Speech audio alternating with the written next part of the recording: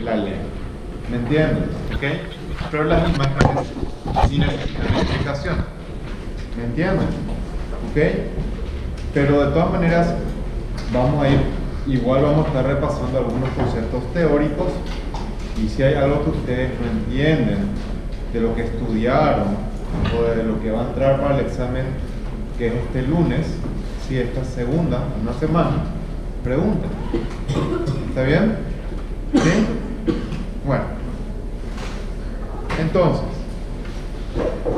recordemos primero que nada que el tejido epitelial se divide en epitelio de revestimiento, epitelios glandulares y el llamado también tejido epitelioide, ¿se acuerdan? ¿Ok? Acá se pone, ¿verdad?, como un apartado, por decirlo de alguna manera, lo que son los neuroepitelios, ¿ok? Epitelios que todavía no hemos estudiado nosotros, porque eso se estudia en cada aparato y sistema por separado. Por ejemplo, el sentido del gusto es un neuroepitelio, se estudia con un aparato digestivo, ¿me entienden? El sentido del olfato también es un neuroepitelio, pero se estudia con un aparato respiratorio. O sea que no se preocupen ahora por los neuroepitelios, ¿ok? Recuerden, epitelio de revestimiento, epitelio glandular y los llamados tejidos epitelioides, ¿ok? Tienen que saber ejemplo de cada tejido epitelioide. ¿Quién se acuerda cómo se define un tejido epitelioide? Tem uma membrana basal, está sobre uma... Sí, ¿qué significa epitelioide? Exactamente, que no tiene superficie libre. Compañeros, todos los epitelios, tengan o no tengan superficie libre, van a estar sobre una lámina basal. Esa es su definición. ¿Me entienden? Pero no todos los epitelios tienen superficie libre.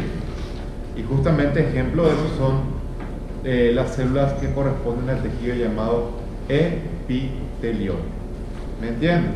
¿Está bien?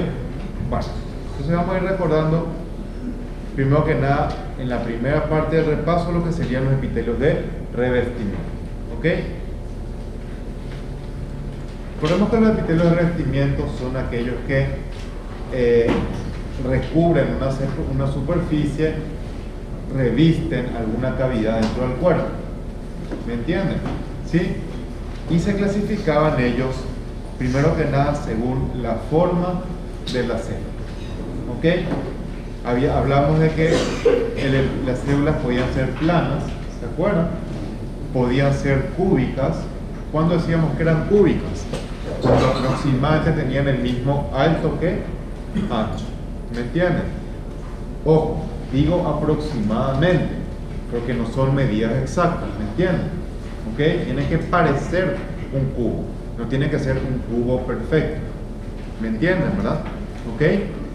Y cuando hablo de cilíndrico, que acá tiene sus sinónimos, se puede decir también columnar, así como el epitelio plano se puede decir también pavimentoso o escamoso, ¿ok?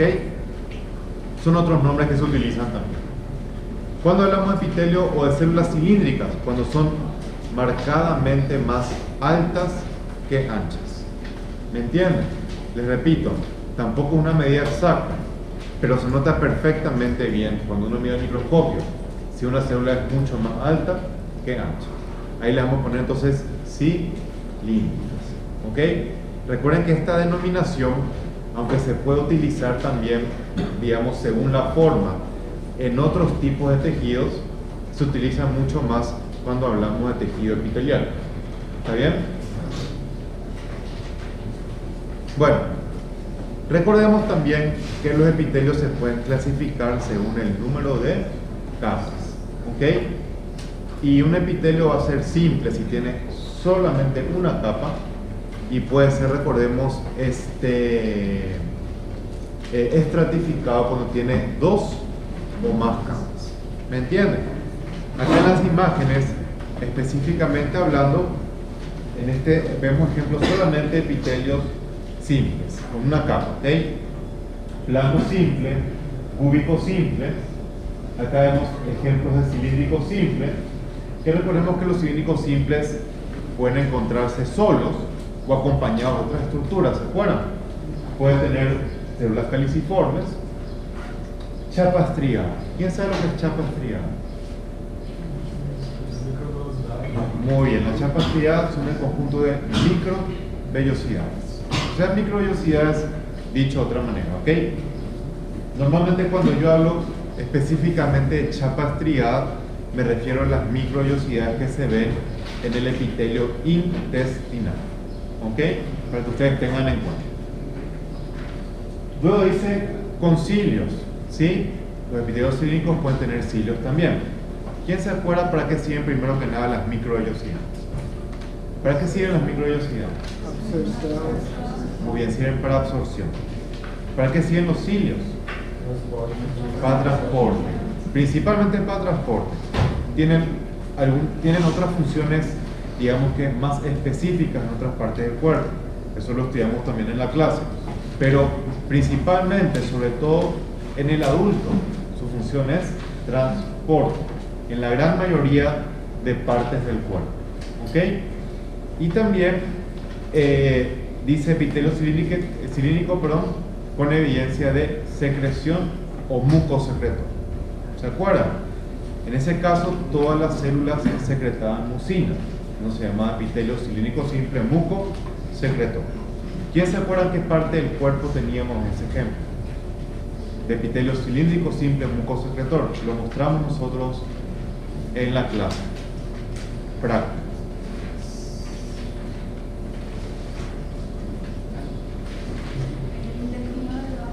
No. No. ¿Cómo? No. Te repito. Le llamo epitelio cilíndrico simple mucosecretor cuando todas sus células secretan mucina. ¿En qué parte del cuerpo dijimos que había eso? ¿Cómo? No, estómago. En el estómago, muy bien. En el estómago, en la superficie del estómago. Ahí hemos explicado que ese epitelio era muy importante para la protección gástrica. ¿Ok?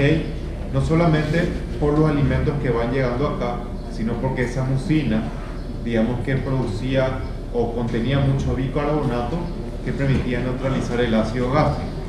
Eso protegía justamente a la mucosa del estómago. ¿Ok? Bien. ¿Cuándo hablamos entonces de un epitelio pseudoestratificado? Recordemos, estos epitelios tienen realmente una sola capa. ¿Ok? Pero se llaman pseudoestratificados porque cuando uno mira el microscopio tiene aspecto como que tiene más de una capa. ¿Me entienden?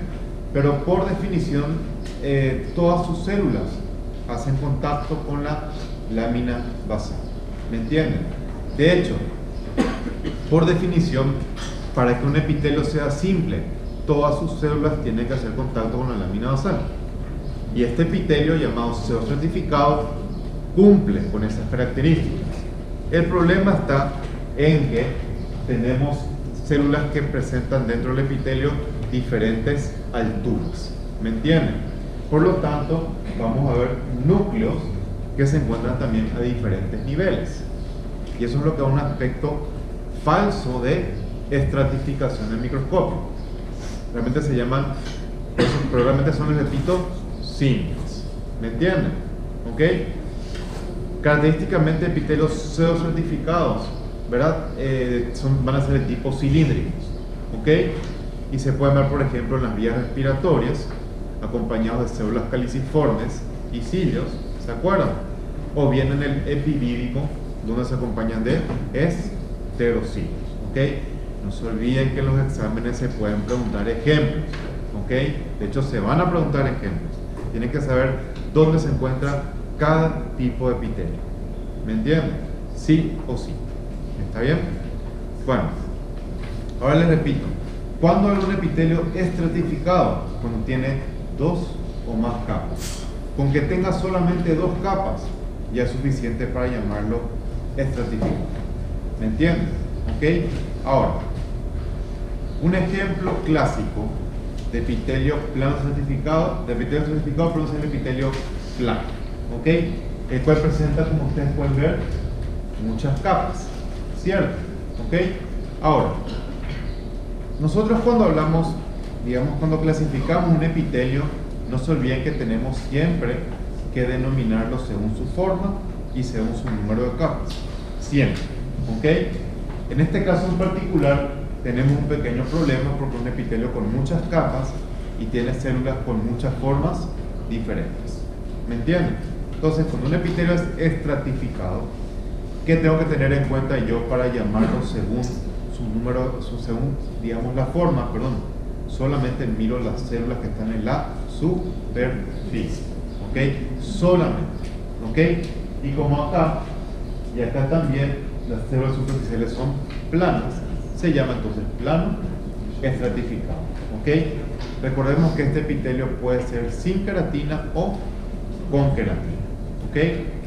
Y que la queratina constituye una capa protectora, ¿sí? Recordemos también que este epitelio característicamente es el epitelio probablemente más resistente de todo el cuerpo, ¿ok? Por eso está en la piel, donde justamente nosotros estamos en contacto con el medio externo, hay que estar bien protegidos, ¿está bien? Bueno, acá tenemos ejemplos entonces de epitelios que tienen dos o más capas, ¿ok? Directamente acá tenemos dos capas, la superficial de células cúbicas, entonces decimos que es epitelio cúbico estratificado, ¿sí? Entonces, como este epitelio tiene tres capas que se ven bien, ¿cierto? ¿Pero qué forma tienen las superficiales? Cilíndrico. Entonces decimos que cilíndrico es estratificado, ¿ok? Recordemos que tenemos un epitelio estratificado muy particular que se llama epitelio de transición, ¿ok? El cual se caracterizaba porque en la superficie presentaba estas células que tenían forma de cúpula, ¿se acuerdan? O decíamos también forma de sombrilla, ¿sí?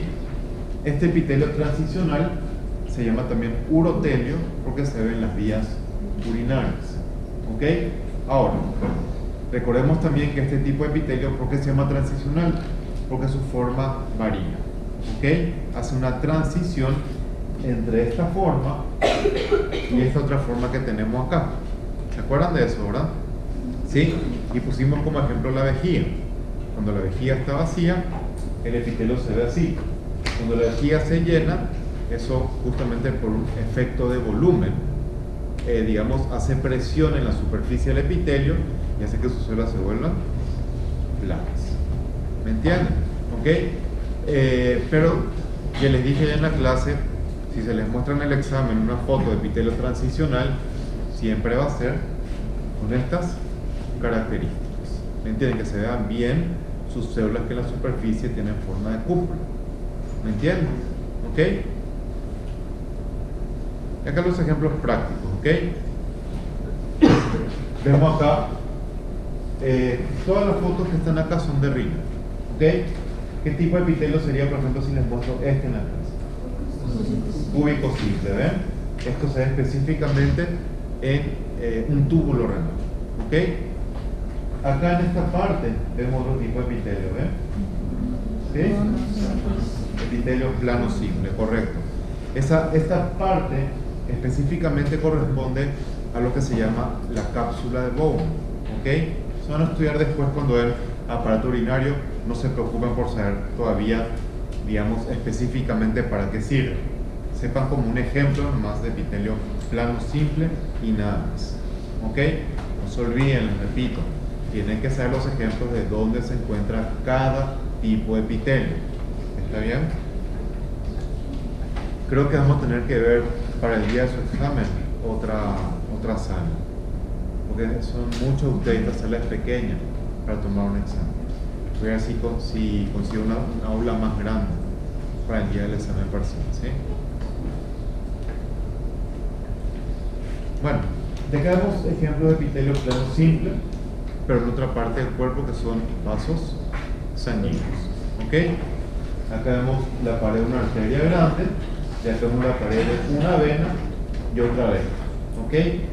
Sería el epitelio que reviste esta zona, ¿se acuerdan? Acá vemos más cerca, ¿ven? este epitelio que está acá, ¿cómo tiene células planas? ¿Sí? Eso nomás es el epitelio, porque el resto de la pared que estamos viendo acá, lo vamos a estudiar después, es músculo liso. ¿Ok? Entonces se refiere solamente a estas células que están acá mirando hacia esta zona. ¿Quién se acuerda cómo se llama esta parte? Una luz. ¿Ok? Se utiliza eso para cualquier órgano hueco. ¿Me entiendes? Sería la cavidad de un órgano hueco. Los vasos sanguíneos son órganos huecos. El estómago es un órgano hueco. El intestino es un órgano hueco. ¿Me entiendes? Entonces todos los órganos huecos, su cavidad se llaman luces o luz. ¿Ok? Bien. Este otro epitelio muy importante para, digamos, función de absorción sobre todo, que se encuentra en el intestino delgado. ¿Ok? Es un epitelio tipo cilíndrico, simple, con células feliciformes, que serían estas de acá, ¿ven? Estas redonditas, que se ven mal coloreadas, ¿sí? Y ven este reborde de color rosado, o de color rosa bien oscuro. Esas son las microvellosidades, ¿me entienden? Tengan en cuenta que a veces algunos epitelios simples pueden dar un falso aspecto de pseudoestratificación. ¿Ok? Eso es más que nada porque el corte no es muy adecuado, o sea, es muy grueso. ¿Me entienden? Al ser muy grueso, entonces los núcleos, las células se superponen. Es un artefacto de corte, ¿me entienden? ¿Sí? Pero en nuestro organismo no tenemos epitelios pseudoestratificados que tengan microvellosidades. ¿Me entienden? Entonces, al ver que hay microvellosidades, se acompañan células caliciformes y el epitelio cilíndrico. Tenemos que saber inmediatamente que esto está en el intestino. ¿Ok? Característicamente en el intestino, entonces vamos a ver este epitelio. ¿Ok? Y este es el epitelio de tipo cilíndrico simple mucosecretor, que dijimos que está en la superficie del estómago. ¿Ok? Tengan en cuenta que en esta imagen en particular el citoplasma de la célula se colorea porque una tinción de paz, que hemos visto que era para el carbohidrato, ¿se acuerdan? ¿Ok? Si es sin coloración, ¿ok? El citoplasma tiene que verse claro, pálido, ¿ok? Porque la hematoxilina eosina no colorea, ¿ok? No colorea el citoplasma, células que contienen mucho glucógeno o mucha mucina. ¿Está bien? Pero